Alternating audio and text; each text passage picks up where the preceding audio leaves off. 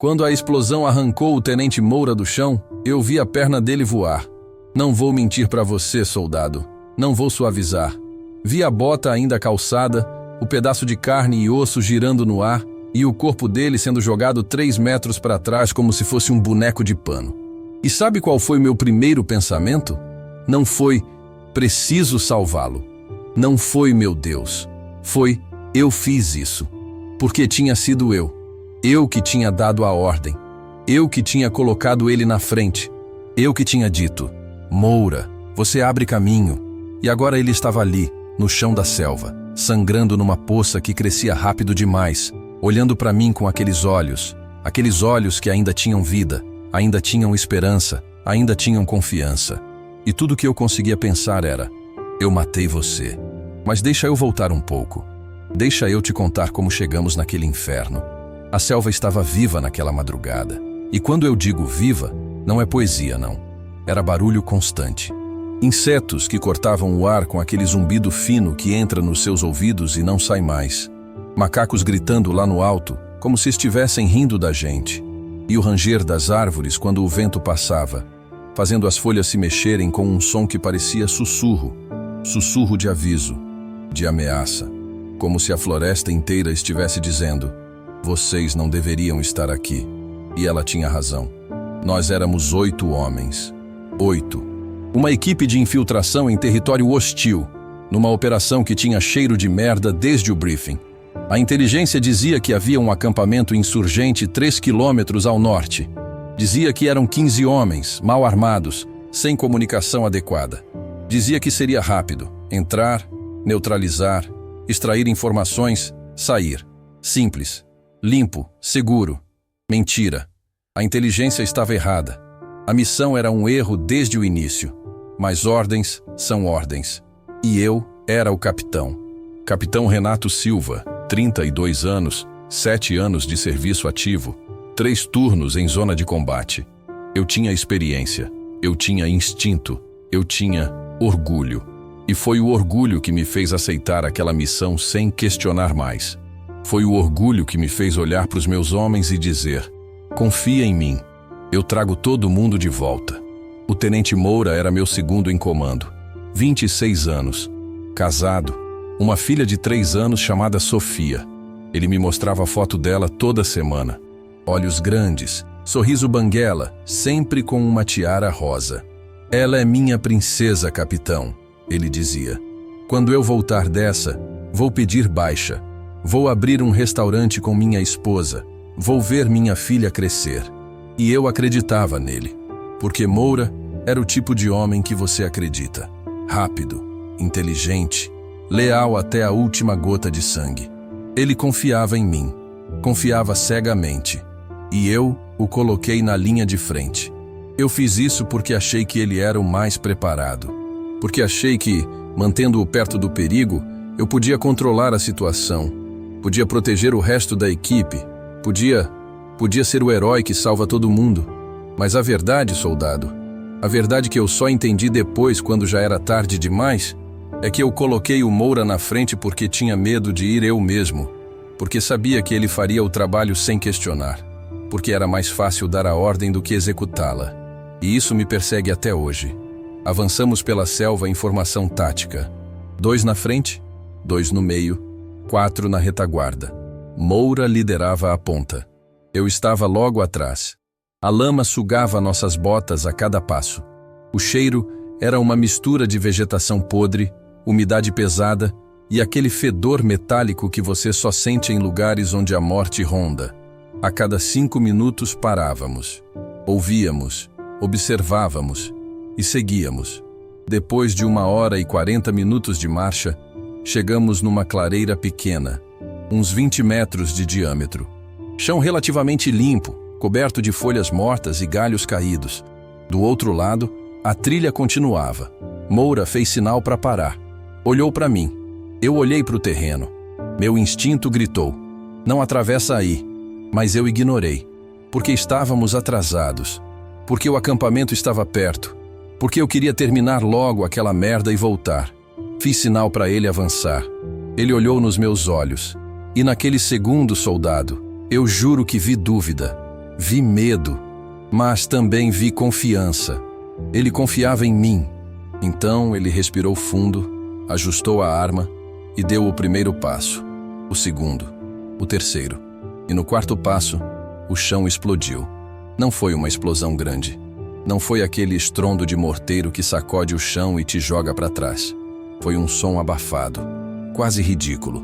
Um thump surdo seguido de um assovio. Mina improvisada, escondida sob as folhas. Estilhaços de metal, pregos enferrujados, fragmentos de pedra. Tudo saindo do chão numa velocidade que o olho humano não acompanha. Eu vi o corpo do Moura ser levantado. Vi a perna dele se separar na altura do joelho. Vi sangue, muito sangue.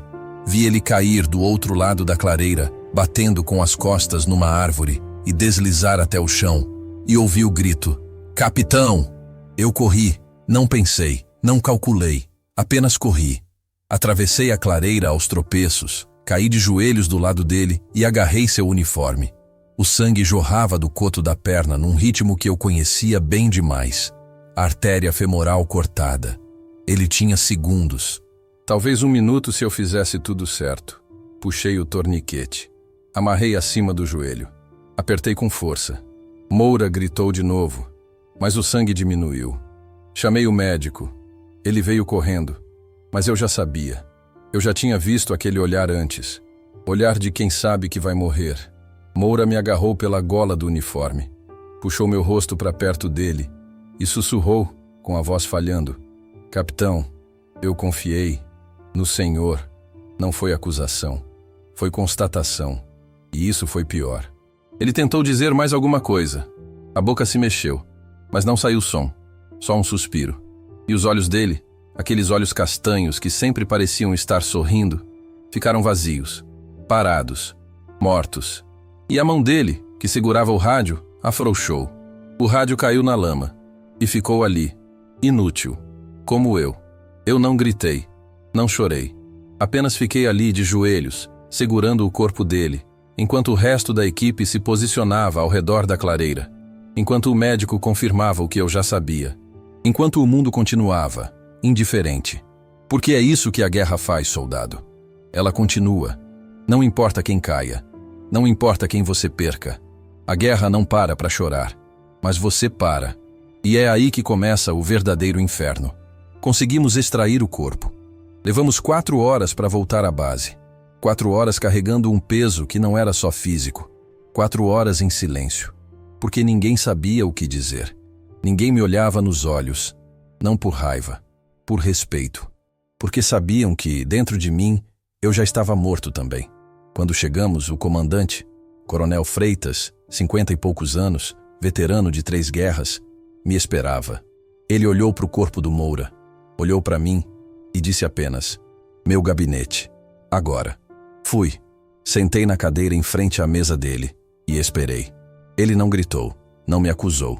Apenas disse: "Eu li o relatório preliminar. A inteligência estava errada. A missão foi comprometida desde o início. Você fez o que pôde." "Não fiz", eu respondi. A voz saiu rouca, quebrada. "Eu coloquei ele na frente, coronel. Eu dei a ordem." "E era sua obrigação", ele respondeu, firme, sem piedade. "Você é o capitão. Você toma decisões. E às vezes, essas decisões custam vidas. É isso que significa liderar em combate." Eu olhei para ele. E pela primeira vez na minha carreira, senti vontade de bater num superior. Porque ele estava certo. E eu odiava isso. 3 dias de folga. Ele continuou. "Processa, descansa e volta ao serviço." 3 dias. Como se 3 dias fossem suficientes para processar que você mandou um homem morrer. Como se você pudesse descansar quando cada vez que fecha os olhos, vê a perna dele voando. Como se pudesse voltar ao serviço quando cada ordem que você dá carrega o peso de um cadáver. Mas eu era soldado, e soldados obedecem. Passei os 2 primeiros dias trancado num quarto vazio, sentado no chão, olhando para a parede, ouvindo a voz do Moura ecoando na minha cabeça. "Capitão, eu vou na frente. Confio no Senhor." De novo, e de novo, e de novo. Como um disco riscado que não para nunca. Não bebi. Muitos fariam. Muitos afogariam a dor em uísque barato e acordariam piores. Mas eu não quis esquecer. Eu queria sentir, queria que doesse, porque se não doesse, significava que eu não ligava. E eu ligava. Deus sabe o quanto eu ligava. Não chorei também. Não naqueles 2 dias. Apenas respirei. E cada respiração era uma faca no peito. No 3º dia, tomei uma decisão. Ia visitar a família dele. Não porque era protocolo. Protocolo é o comandante mandar uma carta formal e uma bandeira dobrada. Eu ia porque precisava. Precisava olhar nos olhos da viúva e da filha e pedir perdão. Mesmo sabendo que perdão não existia para o que eu tinha feito. A casa ficava num bairro simples. Rua de paralelepípedo, muros baixos, portões de ferro pintados de verde ou azul desbotado. Parei na frente do número 17. Fiquei ali, parado, olhando para a porta. E por um momento pensei em desistir. Pensei, não vou conseguir. Mas aí lembrei do Moura dizendo, capitão, eu confio no Senhor. E respirei fundo. Bati na porta. Ela abriu. A viúva dele, Tatiana, 24 anos. Cabelo castanho preso num rabo de cavalo bagunçado. Olhos inchados. Roupa simples. Camiseta branca e calça de moletom. E no colo dela, a Sofia, a princesa de 3 anos. Olhos grandes, igualzinho ao pai, mas sem entender nada. Sem saber que o pai nunca mais ia voltar. Tatiana me reconheceu. Vi nos olhos dela o mesmo olhar que eu via no espelho toda manhã. Alguém que tinha perdido algo que nunca mais voltaria. Alguém que estava tentando se manter inteira, mas estava rachando por dentro. Ela não gritou, não me expulsou, não me bateu. Apenas me olhou. E ficou ali, parada, esperando eu dizer alguma coisa. Mas o que eu podia dizer? Desculpa por matar seu marido? Desculpa por deixar sua filha sem pai?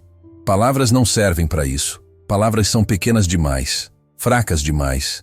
Então eu apenas disse com a voz tremendo, eu sinto muito. Eu não consigo. Não há desculpa pra... E ela me interrompeu, com a voz quebrada, mas firme. Ele falava de você o tempo todo, capitão. Eu congelei. Dizia que o senhor era o melhor comandante que ele já teve. Dizia que confiava no senhor com a vida dele. E que se alguma coisa acontecesse, ele queria que o senhor soubesse que não ia se arrepender de ter seguido o senhor. Aquilo me destruiu. Caí de joelhos ali mesmo, na porta da casa dela. E desabei. Chorei como não chorava desde criança.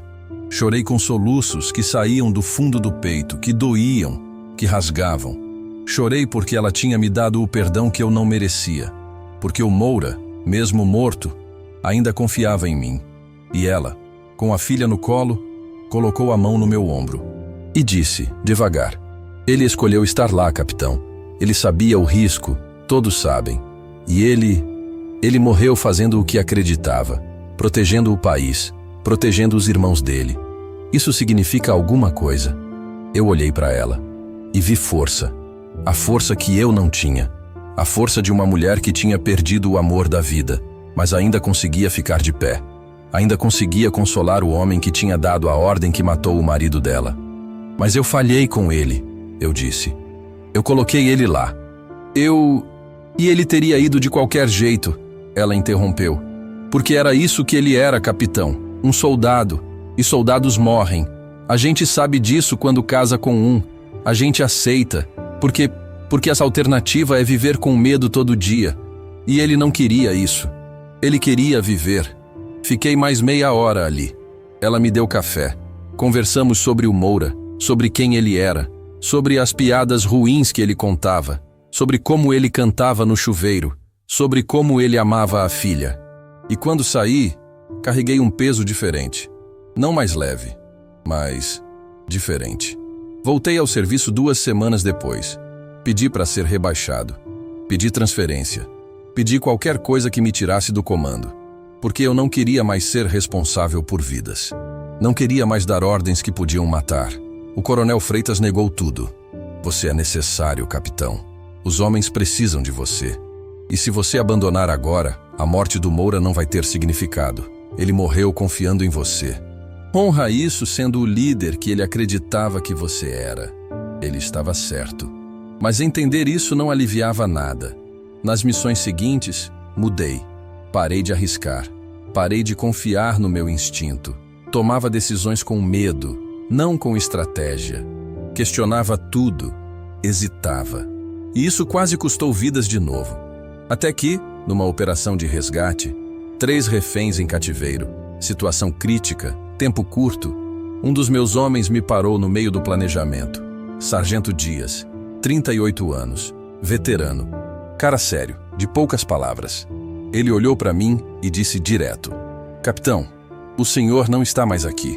O senhor está lá, naquele dia. E isso vai nos matar." Eu ia responder. Ia dizer que ele estava errado. Mas não estava. Ele tinha razão. Eu estava preso naquele momento. Preso na culpa. Preso na imagem do Moura caindo, na explosão, no som do grito dele. E enquanto eu estava preso, homens vivos dependiam de mim. Homens que iam morrer se eu continuasse hesitando. Naquela noite, sentei sozinho no alojamento. E fiz uma escolha. Não ia esquecer o Moura, jamais. Ia carregar ele comigo pelo resto da vida. Mas ia usar a dor dele para nunca mais falhar assim. Ia carregar o peso, mas não deixar que ele me esmagasse. Ia honrar a memória dele sendo o líder que ele acreditava que eu era. A operação de resgate foi perfeita. Planejamento sólido, execução limpa, todos os reféns salvos, nenhuma baixa. Quando pisamos de novo em solo seguro, olhei para o céu. Estava amanhecendo, aquele laranja suave cortando o azul escuro, e sussurrei o nome dele, Moura, porque eu sabia que onde ele tivesse, estava vendo, e sabia que finalmente eu tinha entendido. Se você chegou até aqui comigo, soldado, se sentiu o peso de cada palavra, eu preciso que você faça algo por mim agora. Aperte o botão de inscrever-se neste canal. Deixe seu like. E nos comentários me conta, você já carregou uma culpa que parecia te esmagar? Já perdeu alguém por uma decisão sua? Quero saber, porque essas histórias só têm valor se elas nos conectam, se elas nos lembram que não estamos sozinhos nessa trincheira. A culpa nunca vai embora completamente. É isso que eu aprendi. Você não supera, você não esquece. A culpa fica, como uma cicatriz que coça quando o tempo muda, como um peso que você carrega na mochila todo dia para sempre. Mas você decide o que fazer com ela. Você pode deixar ela te destruir. Pode deixar ela te paralisar, te tornar inútil, te transformar num fantasma que anda mas não vive. Muitos fazem isso.